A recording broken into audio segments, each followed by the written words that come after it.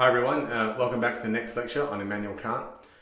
Before we get there, it may have occurred to you, some of them, that we haven't gone back and applied either Descartes or Hume to our ideas of our case studies, for example.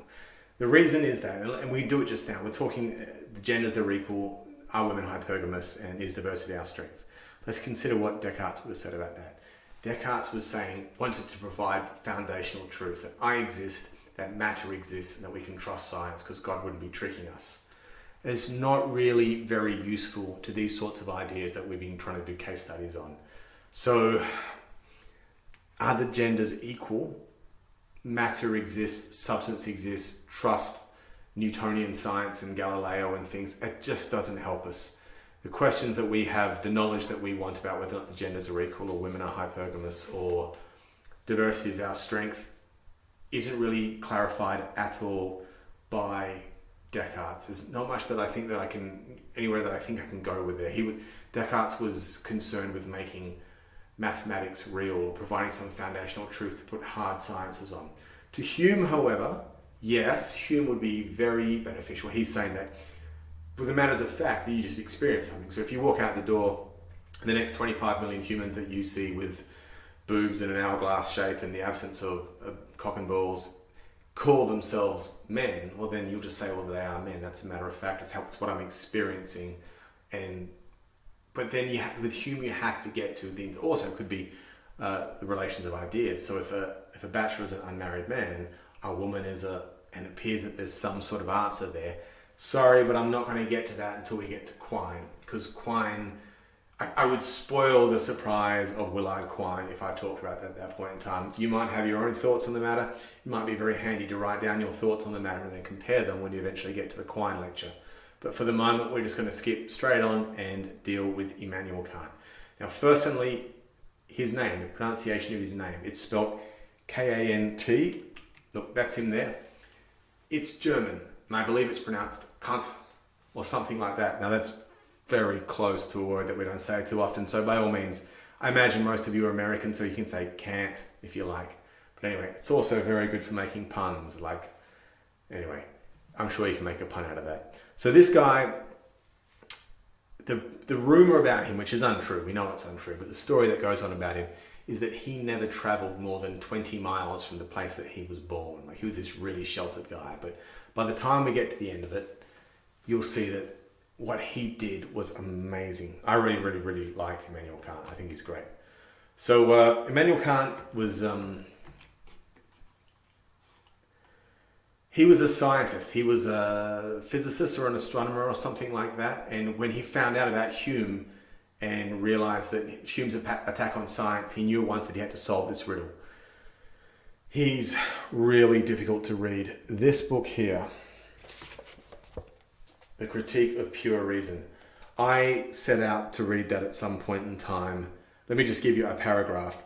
Time is not an empirical concept that has been abstracted from any experience. For simultaneity or succession would not even enter our perception if the presentation of time did not underlie them a priori. Only the presupposition of this presentation can we present this and that as being at one and the same time simultaneously or at different times. It's pretty much all that. It's tough to read, man. I did read it once. I'll never read it again. And it's kind of like I feel as though I've done my time in philosophy reading that now. I'm pretty happy watching 10-minute YouTube videos on some of the other guys because I feel as though getting through that was tough. By all means, give it a shot if you want, but it takes you about 10 minutes to read a paragraph because you're going back and finding what the words mean. It was translated from German into English, and sometimes you don't think that the translator did translate it. Sometimes you think that those really long German words exist. It's got some very long English words in there, which we don't do too much of. All right, so back to him. What Kant needs to do, he has an obvious problem in front of him. He needs to find necessary causation. He needs to remove constant conjunction and find necessary causation. To do this, let's go back to Hume for a moment. There are two forms of knowledge, matter of fact, relations of ideas. Kant breaks these two categories down and examines the component parts. So I really have to present this, and this is one of these well-worn paths in philosophy. Every time you'll ever hear about Immanuel Kant, they'll always show you a table with 2 rows and 2 columns, always. But just to see how Immanuel Kant break them down. Okay, relations of ideas. That's that thing about all bachelors are unmarried men. Immanuel Kant says, well, relations of ideas are known a priori. Now, that's nothing new. Hume said that. So we know that if I said I have a friend and he's, forgive me, let me rephrase that. If I said I have a friend and they are a bachelor, without ever meeting my friend, without ever experiencing them, you know that my friend is male and unmarried. Therefore, you know what bachelor means a priori. You don't need to experience them. So that's true. And he's tried a little bit harder than Hume, and he said, well, let's really think about it. Hume said that they were composite ideas, but he's saying that Kant is saying that the term bachelor is analytic. That is to say, if you are given a report and you analyze it, you read what's in front of you and take out the bits that you think are important. So the word bachelor, if we analyze it, we find out that bachelors are unmarried males. So if we take the word car or motor vehicle and analyze it, it seems to contain these meanings of motor, radiator, distributor cap, wheels, steering wheel, seats, exhaust pipe, all of those sorts of words are contained within the word car. If you care to analyze the word car, we would say that they're predicate within. And then Kant takes matters of fact. And he says, well, matters of fact, like that this shirt is blue, you only know from experiencing, therefore it's a posteriori, which Hume certainly agrees. But Kant gives it this new word, he says it's synthetic. So when you synthesize something, you make something out of other things. So you take oxygen and you take hydrogen and you can synthesize water if you have twice as many hydrogen atoms as you have oxygen atoms. So he's saying that matters of fact are synthesized knowledge. You take your eyes and me and this shirt and you synthesize the knowledge of a man in a blue shirt. So putting this in this very famous table now. So if we take a synthetic knowledge, there's my pointer, I need this. If we take synthetic knowledge that we know a posteriori, it's matters of fact. If we take analytic knowledge that we know a priori, it's relations of ideas. We've just discussed that. What about analytic knowledge that we know a posteriori? Impossible.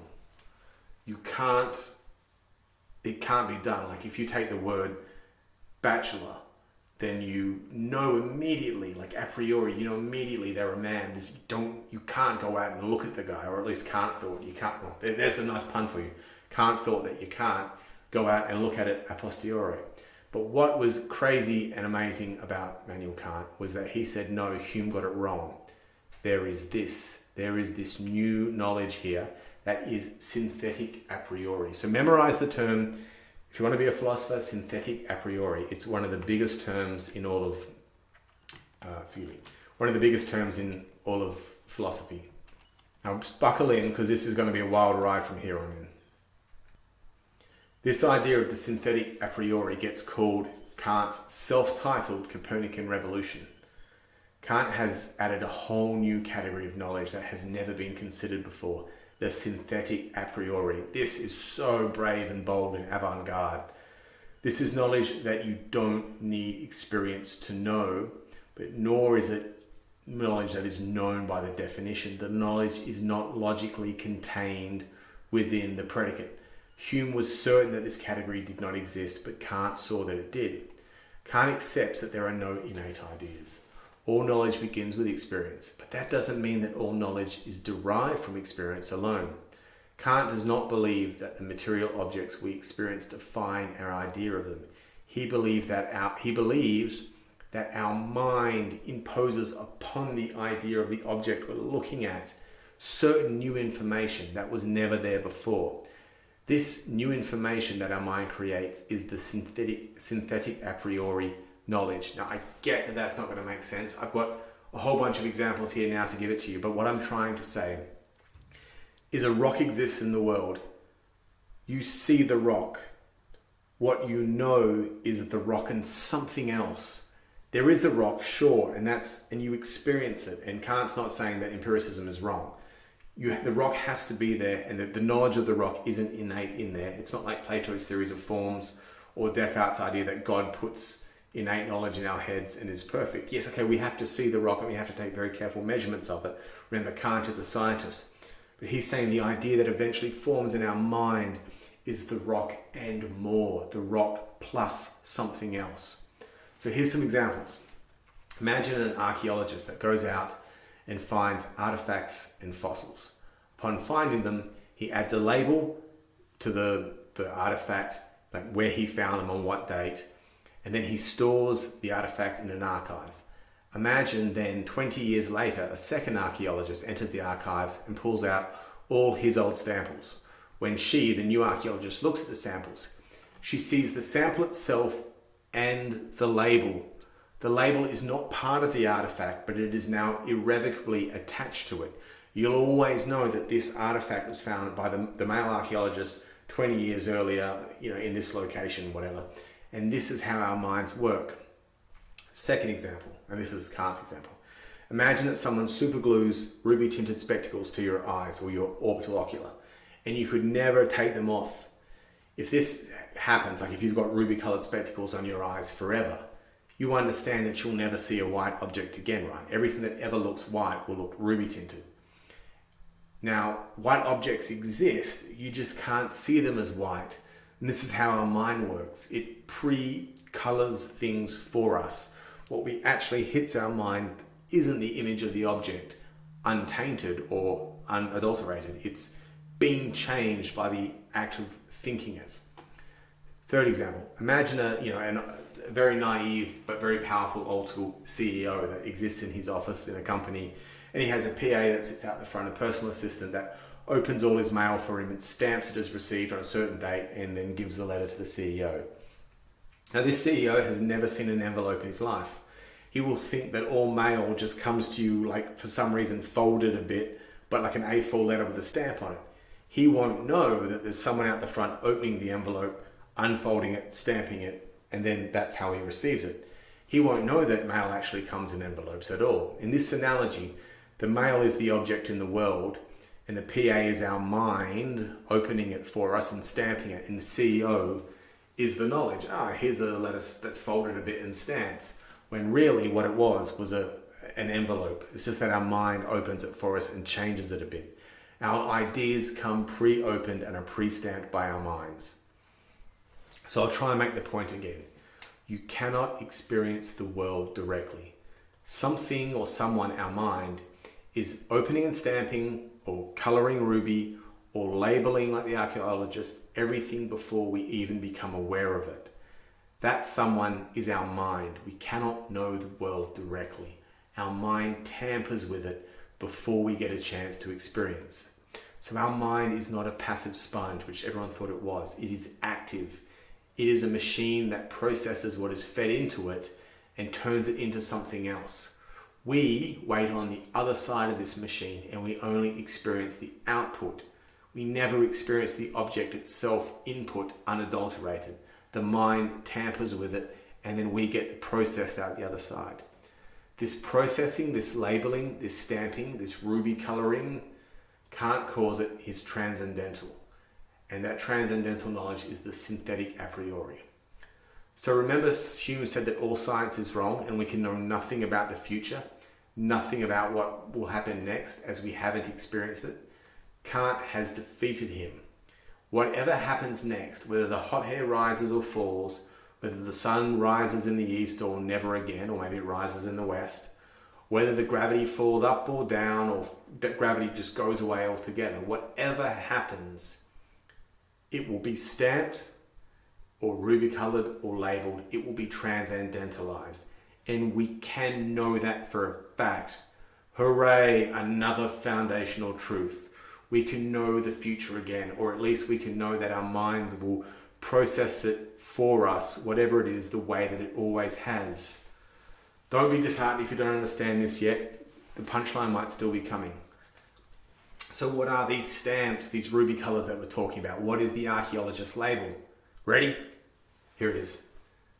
Time, space, cause and effect, mathematics, geometry, these truthful things. Yes, Hume was right. We don't experience cause and effect in the world. but we know cause and effect. I'm sure during that whole Hume thing, you must have thought I was crazy saying cause and effect doesn't exist. If Hume was really careful, if Hume had lived long enough to read Kant, he would have realized that what he should have said was, we don't experience, well, what he did say was, we don't experience cause and effect. And I agree, and Kant agrees, we don't experience cause and effect. But we know cause and effect because our mind makes cause and effect for us. It is the label that get applies to the artifact. All right, so there's several analogies that come with this, and I've got to try and remember what they are.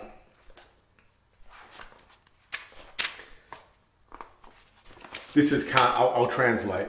Even after you translate Kant into English, you've still got to translate it again. In all variation by appearances, substance is permanent, and its quantum in nature is neither increase nor decrease. Kant is saying that this is one of these synthetic a priori pieces of knowledge. What I just read out isn't like the word bachelor. It doesn't have the answers predicate within it.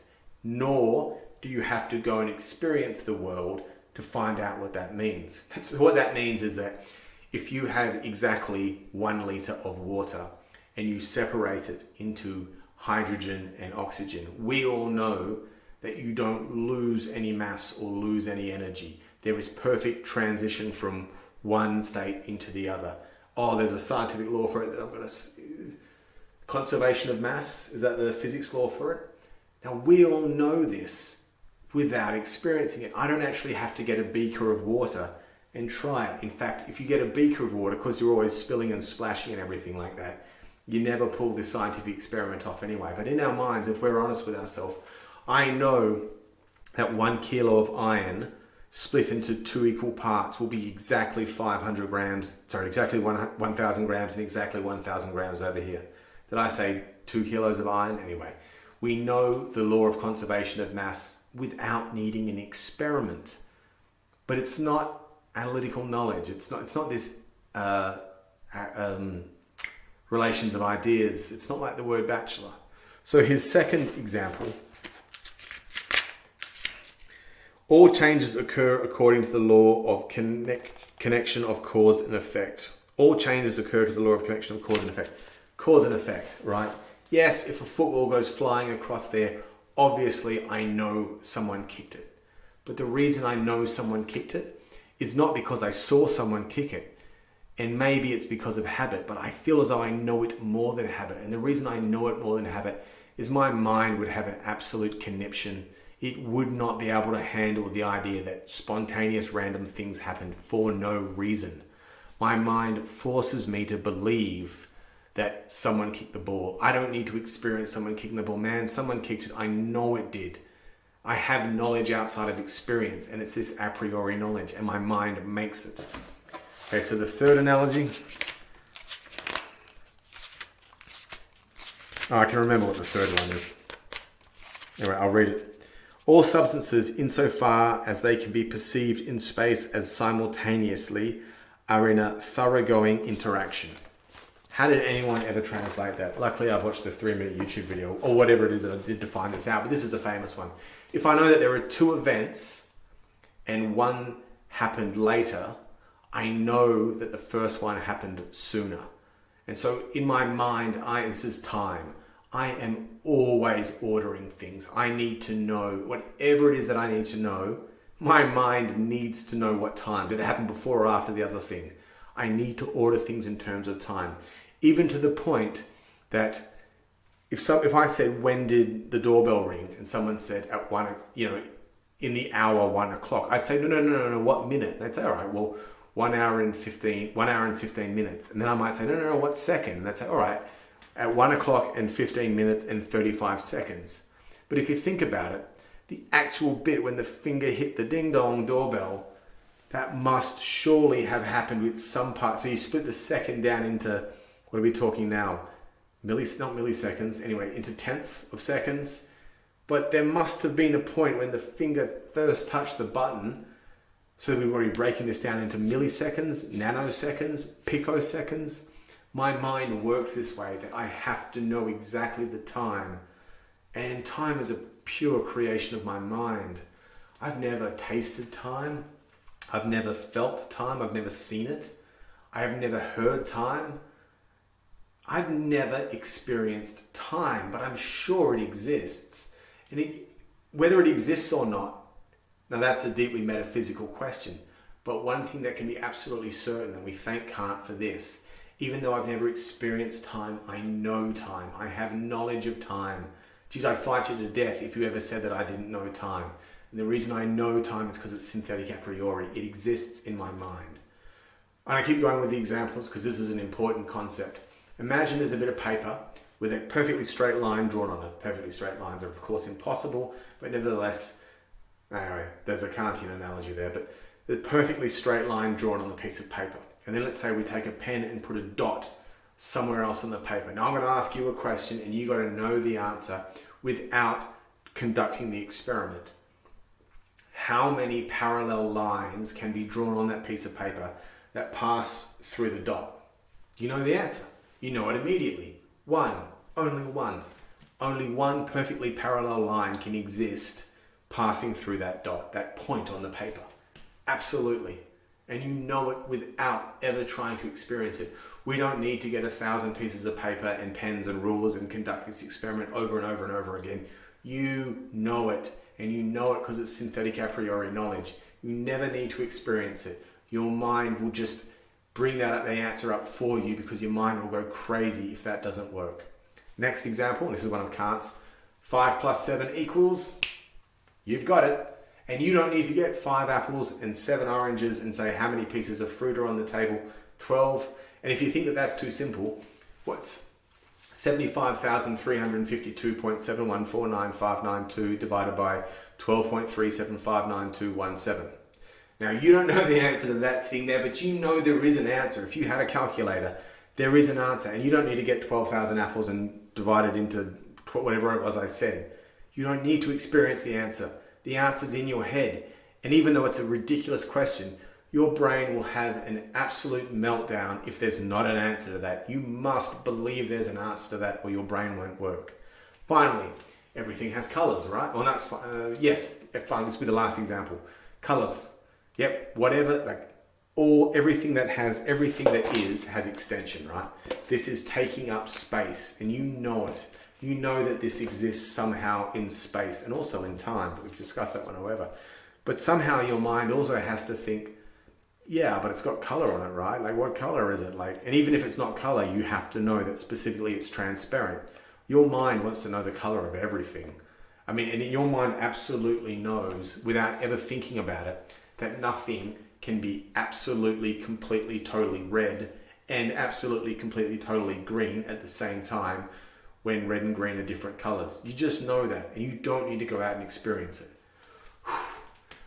This is Kant. Kant gives us a new form of knowledge which gives us science back. Hume would say that we know all of this from experience. This knowledge is not, and I repeat, not coming from experience. We have discovered knowledge that has not come back from experience, so we can do science things. So the mind creates knowledge. Kant goes further and thinks he knows exactly how it does it. So Kant is a real empiricist here. He's like Aristotle trying to structure these things out. Actually, I might show this to you in the slide again. So in this transcendental part of our mind, we have intuition, which Kant believes that we have. We have understanding, which he further breaks down into 8, or get to it in a second anyway. And we have reasoning. So these are the 3 parts of our mind. So these are let's see, how many is it? There's 12 parts of understanding that we have here. Look, you don't have to learn all of them. I'm not sure that these things have survived philosophy, but this is certainly what Kant thought. The important bit, though, is reasoning. Our mind is capable of reasoning. And reasoning is this crazy thing that makes us believe in all these sorts of things. Your mind will not let you rest. Like that example of time, your mind always wants to know, but when did it happen? But how do you divide the smallest possible time unit into? You just have to keep going into infinity. Your mind needs to know that God exists. And if you're an atheist, Kant is a real saving grace, because you can get away with using the concept of God, not because you really think the magic man in the sky exists, but because we have to believe in God, man. We go crazy if we don't. If you're a genuine atheist that truly, truly, truly doesn't believe in God, and I'm one of them, so I know what I'm talking about. You feel sad about it.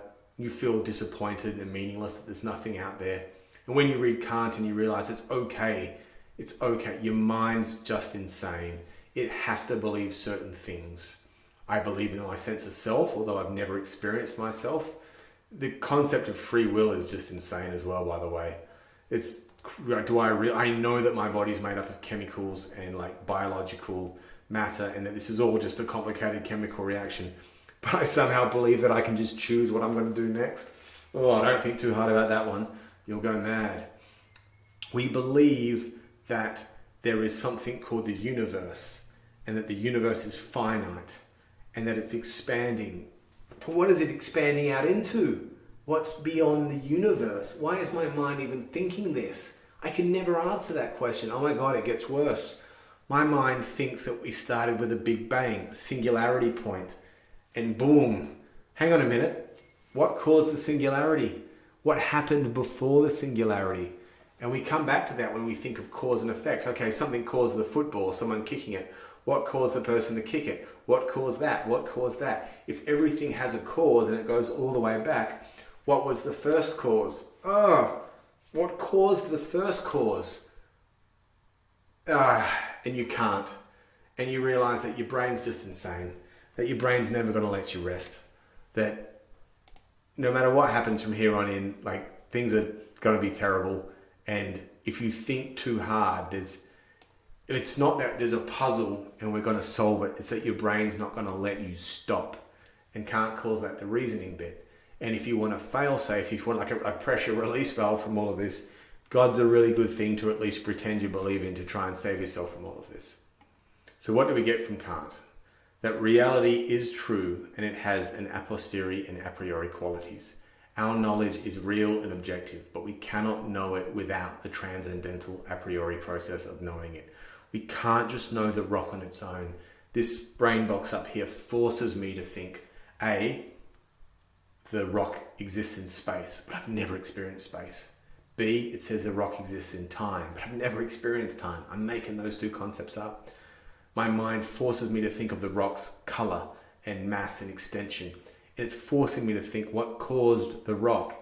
And if I follow all of these irrational reasonings down to its infinitesimal thing, I come up with a problem that I believe in space, but I believe that space is expanding into something and I don't know what it's expanding into. I believe in time, but if I want to know a point in time, I can go infinitesimally small and still never get there. I believe in cause and effect, but what caused the first cause? We'll never know these things in and of themselves, and therefore we'll never know the rock because my mind tampers with the impression of the rock. Reason forces us to try and know what can be known. It's a tragedy. Here's a really important point. Remember I said that we're working on epistemology. This course is about epistemology. What we've covered is 1/3 of what Kant did with his life. It's important, it's natural at this point in time to think that Kant was a bit of a bastard and that he's left us in this hell and in this chaos and in this irrationality. But this is only the first bit of Kant. Kant then goes on and does a whole bit on ethics. And if you think this is amazing, the ethics bit is incredible. It's too big to get into. But because of this reasoning bit that forces us to go insane, in Kant's mind, we can have a theory of ethics called his Categorical Imperative. It is amazing. It is unbelievable. I can't do it here, but please try and go and find out about it. I've done a bonus course on it, and it's available for purchase, or if you've got the largest package, it's bundled up in it. Definitely watch that, because don't think that Kant is a destroyer. Kant is a builder. And you won't get the greatness of Kant until you understand the Categorical Imperative, and it's amazing.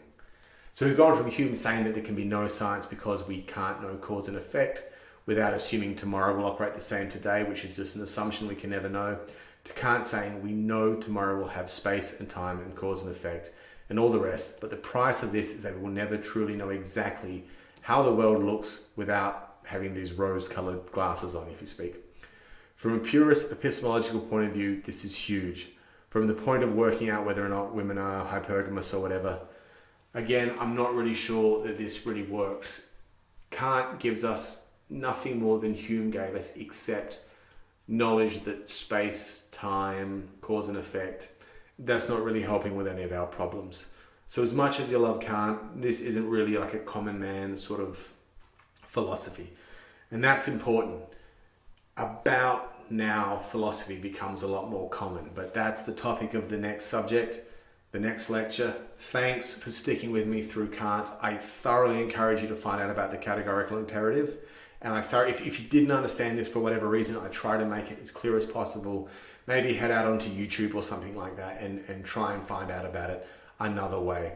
Kant is mind-blowing, and I take my hat off to him for saving science for the world, for bringing knowledge of epistemological certainty back to the world, and giving us another foundational truth, that is of time and space and cause and effect, and so on and so forth. All right, guys, I'm getting a bit hoarse now because that was a really great lecture. I'll see you in the next one, and bye for now.